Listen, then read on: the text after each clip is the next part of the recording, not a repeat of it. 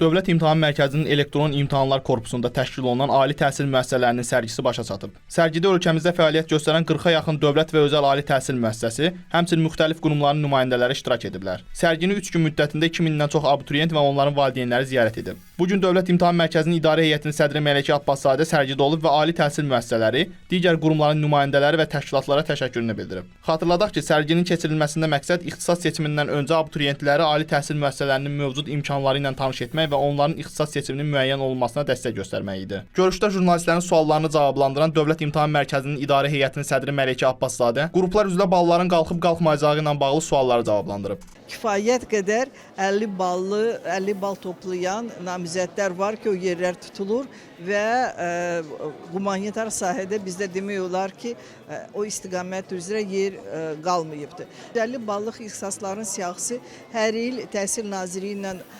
razılaşdırılır və bu il yeniliklər olacaqdır. Yeniliklər ondan ibarətdir ki, siz bilirsiniz ki, demək birinci qrupda təxminən 11 dənə ixtisas var idi. 150 balla ora qəbul oluna bilərdiniz. Orada əsasən 7 ixtisas kənd təsərrüfatına aid edir və 4 ixtisas deyəsən RK alt qrupuna aiddir. Bu il demək bu siyahı çoxalır və RI alt qrupuna aid olan 2 dənə də ixtisas kompüter mühəndisliyi və informasiya texnologiyaları RI alt qrupunda 150-200 bal arasında nəticə göstərən abituriyentlərin də imkanı olacaqdır ki, ixtisas seçimi aparsınlar.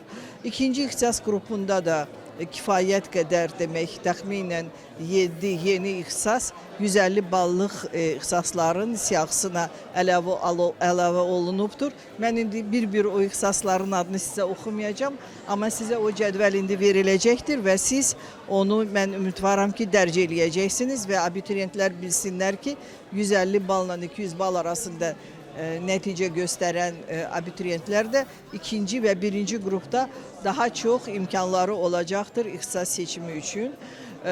Üçüncü və dördüncü qrupda elə bir dəyişiklik yoxdur. Keçən ilki ixtisaslar da bu ildə qalıbdır.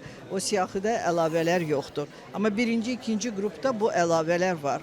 Bu da mənə elə gəlir ki, kifayət qədər xoş xəbərdir həmin o abituriyentlər üçün.